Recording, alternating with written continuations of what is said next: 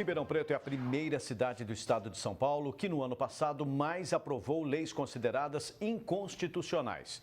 De acordo com o Anuário da Justiça, das 49 ações movidas, 30 foram procedentes.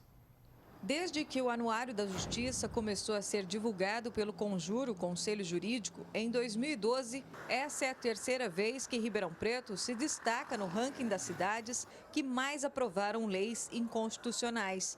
O município já ficou em terceiro lugar em 2015 e 2017.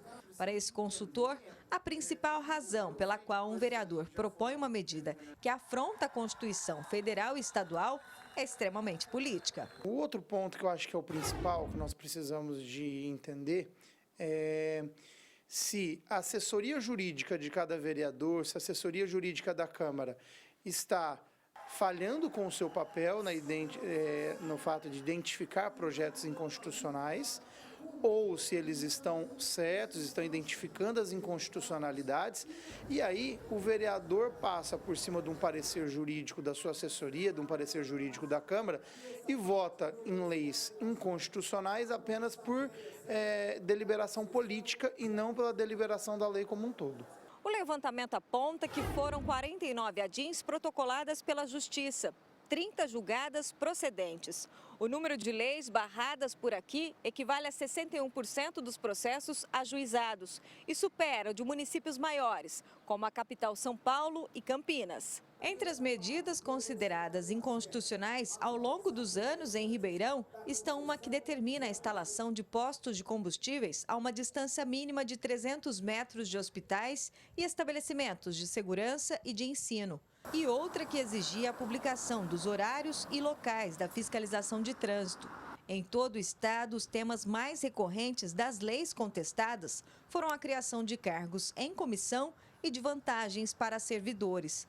Fábio Soares afirma que muitas das falhas poderiam ser evitadas se os autores de projetos observassem com mais atenção a legislação. Acho que Ribeirão Preto vem sendo manchete, não é de hoje, é de vários anos atrás, com problemas, com escândalos de corrupção, e isso, querendo ou não, acaba denegrindo a imagem da cidade, denigra a imagem de cada vereador. Ximena Osório para o Jornal da Clube. A Câmara disse apenas que o levantamento nada tem a ver com a atual legislatura. Agora ao vivo, Samuel Santos traz mais informações. Samuel? Essa é uma liderança que nenhuma cidade quer ter. Para falar mais sobre esse assunto, converso com o advogado Juarez Alves de Lima Júnior.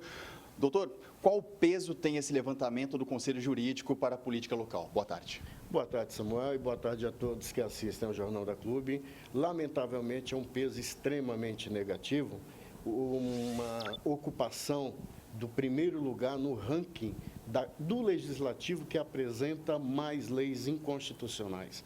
Isso denota, acima de tudo, um despreparo terrível para aqueles que ocupam o cargo hoje de vereança, né? Representa uma situação nefasta para aqueles que esperam do Legislativo um comprometimento maior com a sociedade. E esse contexto faz com que eles tenham um pouco mais de preparo na elaboração dos seus projetos de lei.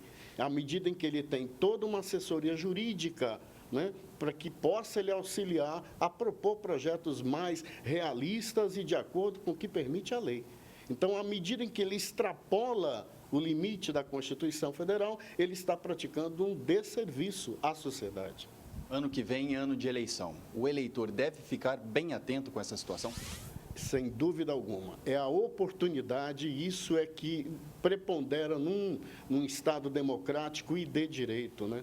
A democracia é exatamente isso, a possibilidade que tem a sociedade de rever, de observar como se posta aquele a quem ela depositou confiabilidade no voto. Então, à medida em que ela passa a observar o preparo, a condição do candidato de exercer com maestria a função que ele almeja, ela vai estar dando qualidade ao Poder Legislativo, que é isso que a gente está precisando. Então, de que maneira essas falhas poderiam ser evitadas? À medida em que haja, por parte do vereador, um comprometimento com a sua real função, com a sua função típica, à medida em que ele promete à sociedade no pleito eleitoral fazer ou realizar coisas, né, prestar serviços que são pertinentes ao Executivo, ele vai estar se comprometendo, porque ele não pode ultrapassar o limite da lei. A função do Legislativo é legislar, elaborar leis e fiscalizar o Executivo, não executar obras que são próprias do Executivo. Nesse momento, ele está extrapolando seu limite constitucional. A maior parte das leis é considerada inconstitucional por vício de iniciativa.